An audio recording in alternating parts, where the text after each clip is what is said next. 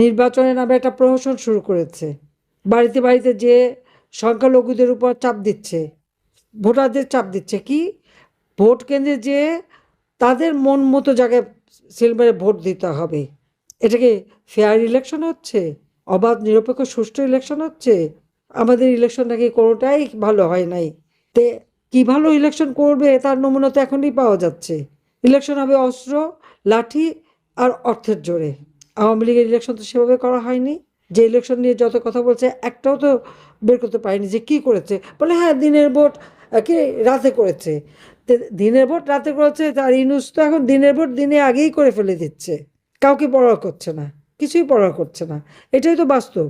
তো ইউনূসের কোনো অধিকার নেই বাংলাদেশ আওয়ামী লীগকে সে মানে ব্যান করতে পারে, এটা নিষিদ্ধ করবার কোনো অধিকার তার নাই।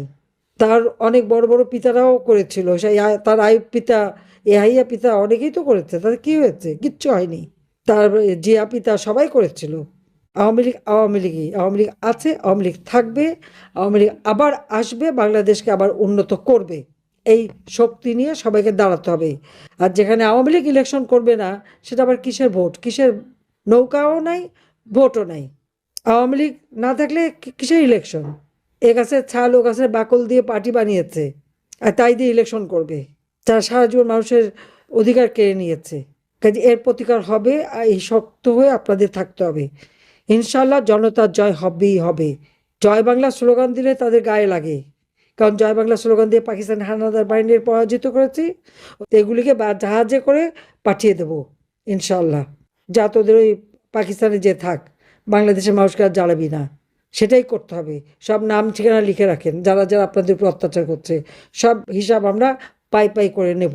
আর সেই দিন আসবে, হয়তো একটু সময় লাগবে, কিন্তু আসবে, এটুকু আমি বলতে পারি। প্রত্যেকটা মানুষের জীবন মান উন্নত করে দিচ্ছে, এটাকে অস্বীকার করতে পারবে? এখন বিদ্যুৎ দিতে পারে না কেন? এখন গ্যাস দিতে পারে না কেন? সেটা আমার প্রশ্ন। আর বলে পদ্মা সেতু করে এত টাকা কেন নষ্ট হলো, মেট্রো রেল করা হলো কেন, ইত্যাদি ইত্যাদি। তো যারা এই কথা বলে তারা চড়ে কেন? আমার করা ব্রিজে চড়তে পারবে না। আমি যে প্রজেক্ট শুরু করেছি সেটা শেষ হলে আবার উদ্বোধন করে গাল ভরে কথা বলতে পারবে না। সব ভেঙে ফেলে দিক, সব ধ্বংস করে দিক, সারা বাংলাদেশটাই ধ্বংস করে দিচ্ছে। একটা আমার ওয়ার্ড ইউনিয়নের নেতাকর্মীদের বাড়ি ঘর থাকে না, ভেঙে চুরে শেষ করে দেয়। কাজে আমি এখানে সবাইকে বলবো যে সকলকে শক্ত হয়ে দাঁড়াতে হবে। খালি নেত্রী হুকুম দেন, মায়ের খাবেন আপনারা, ঘর বাড়ি পোড়াবে আপনাদের, আপনারা তা প্রতিকার করতে পারবেন না, হুকুম দিতে হবে কেন? তারা মপ করে। জনতার শক্তি বড় শক্তি। এই জনগণকে নিয়েই কিন্তু সকল চক্রান্ত মোকাবেলা করে আমি সরকার দেশ চালিয়েছি, দেশের উন্নতি করেছি। আমরা যদি সেভাবে কেন করতে পারি পারি একটাই কারণে, কারণ জনগণ আমাদের সাথে ছিল। জনগণের কাছে যান, আপনার এলাকায় কী কী উন্নতি করেছে আপনারা সবাই সেটা তাদেরকে জানান। আর যারা আপনার বাবাকে মাকে অপমান করে, গায়ে হাত তোলে, নির্যাতন করে, তাদের একটা মেসেজ পৌঁছে দেন যে তোমাদেরও বাবা মা ভাই বোন সব আছে। শত বাধা অতিক্রম করে আপনারা এটা ভুলে যান কেন যে যে দেশে আমার বাবা মা ভাই সবাইকে হত্যা করেছে নির্মমভাবে, সেই হত্যাকারীদের মধ্যে আমি দেশে ফিরে এসেছি।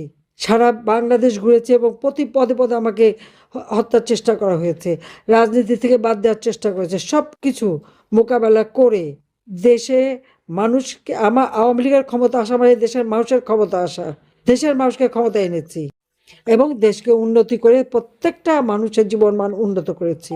আমি দেশের বাইরে চলে আসবো আমি তো জানতাম না। এখানে তো একটা চক্রান্ত করা হয়েছে, আর থাকলে হয়তো তারা মেরেই ফেলে দিত, তাহলে তার কথা বলতেও পারতাম না। আমি যেখানেই থাকি আপনাদের পাশে আছি, দেশের মানুষের পাশে আছি।